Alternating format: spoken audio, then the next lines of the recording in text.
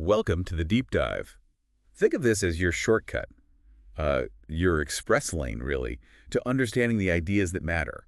And you're here because you want to get to the core of things quickly, right? And find insights you can actually use. Exactly, that's what we're all about. Yeah. And hey, while we're just kicking off, if you like these kinds of deep dives, make sure you're subscribed to the Book Talkers Podcast YouTube channel.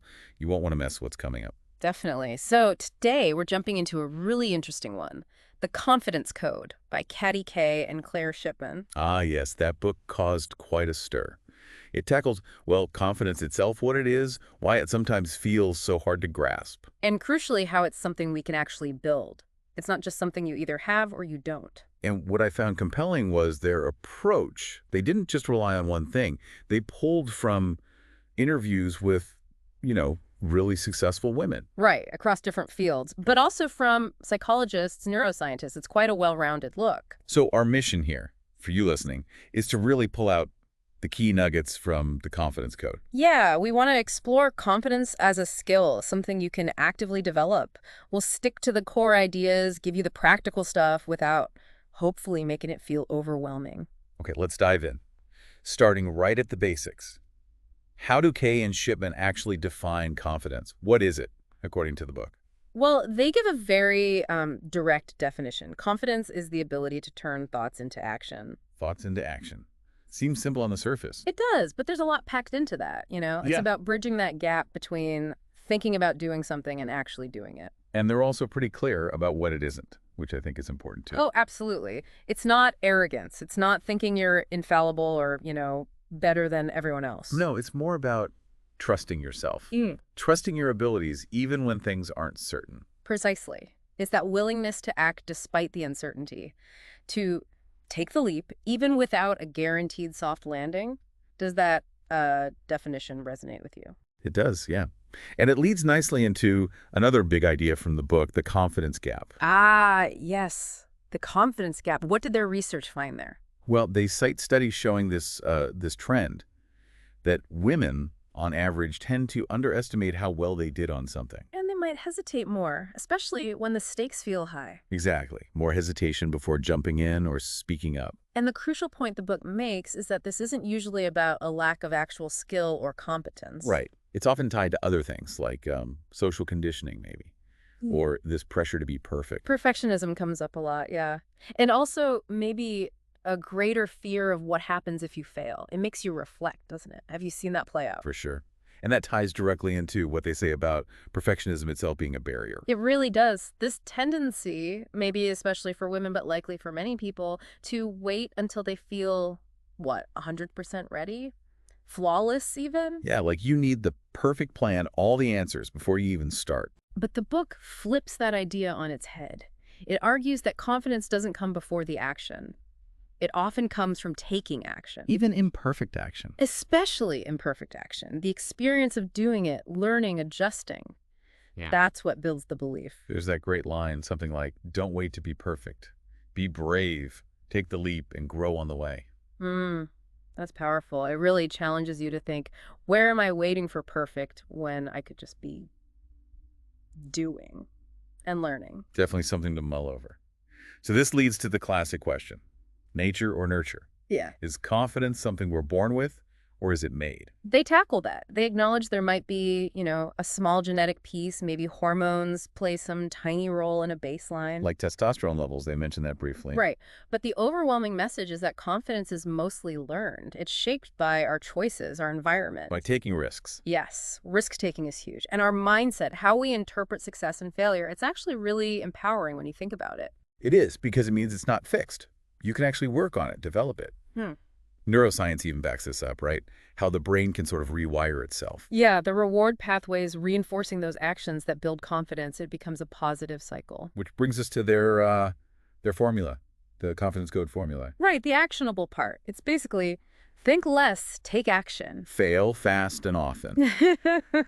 Which sounds scary, but... But it's about learning quickly and then Repeat until confident. They call it the confidence cycle. Mm. Take action, maybe succeed a bit, feel more confident, take more action. Exactly. That action breeds success breeds confidence loop. It's a tangible framework. So how does this translate to, say, the workplace? They had some observations there too. They did. They noticed dynamics where, again, generalizing based on their research, women might tend to over-prepare. Hold back unless they're absolutely sure. Yeah, while men might be quicker to jump in, voice opinions, maybe even overestimate their abilities sometimes. And the uncomfortable truth they point out is that confidence, just the appearance of it sometimes, can influence who gets ahead. It's often as important, or maybe even more visible, than pure competence in terms of promotions getting heard.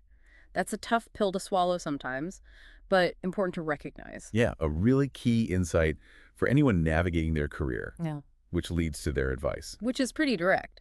Speak up, own your voice, and be seen. Even when it's uncomfortable, especially when it's uncomfortable, maybe. That's often where the growth happens, isn't it? Pushing that boundary. Okay, so knowing all this, what are some concrete things the book suggests we can actually do to build confidence? What are the strategies? They list several practical habits. One big one is just taking risks regularly. Small ones, big ones. Treat it like a muscle. Use it or lose it, essentially. Kind of, yeah. Another is actively working on silencing that inner critic, that voice telling you you're not good enough. Recognizing it's often based on fear, not fact. Exactly. It lies. Then there's visualizing success, which is helpful. But crucially, not waiting for fear to disappear before you act. Act with a fear. Right, that's key. Also, focusing on progress, not perfection. Celebrating the small wins along the way. Instead of beating yourself up for not being perfect immediately. Mm-hmm. And finally, really reframing failure. Seeing it not as the end, but as a necessary part of learning and growing. They have that quote, confidence is taking action in the face of fear, not waiting for fear to disappear. That really sums it up. It does. And speaking of quotes, they sprinkle some really memorable ones throughout the book that capture these ideas. Oh yeah, like confidence is the purity of action produced by a mind free of doubt. Ooh, that's a good one.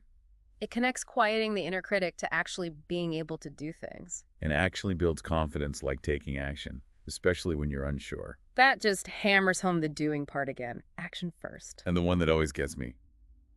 Doubt kills more dreams than failure ever will. Wow. Yeah, that really puts it in perspective, doesn't it? Our own hesitation can be the biggest roadblock. So if we had to boil it all down, what's the absolute core message someone should take away from the confidence code? I think it's that confidence isn't some magical, innate thing you're either born with or not. It's a skill. Something you can actively develop, like any other skill. Exactly. Through consistent action, through pushing your comfort zone, taking those risks. Learning from the times you stumble. And making a conscious choice to speak up, to be heard. It really comes back to that idea, it's not about eliminating fear. Fear might always be there. It's about acting despite the fear.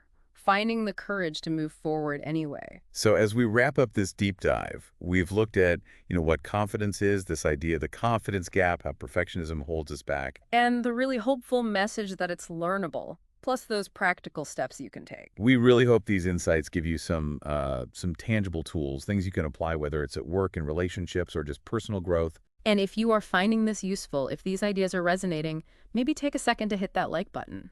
It really helps others find this deep dive. Yeah, definitely. And it helps us know what kind of content connects with you all. So here's a thought to leave you with, based on everything we've discussed. Think about one area, just one, where you've been holding back, feeling hesitant. Okay. What's one small step? It doesn't have to be huge, but one concrete thing you could do, maybe even today. Embracing that idea that confidence comes from the doing. That's a great challenge. Yeah. What's that first tiny action? We'd actually love to hear what you come up with. If you feel like sharing, drop a comment below with what that step might be. Or you could also comment with the title of a book you'd like us to tackle in a future deep dive. We're always looking for suggestions. Yeah, your input is super valuable there. We're genuinely excited for you on this journey, exploring and building your own confidence. And seriously, if you found this helpful, please do give the video a like. And definitely subscribe to the Book Talkers Podcast YouTube channel. Click that notification bell too so you don't miss our next exploration. We've got lots more planned. Absolutely. Thanks so much for joining us on this deep dive. We look forward to having you back next time. Until then, keep taking action. Keep learning and keep building.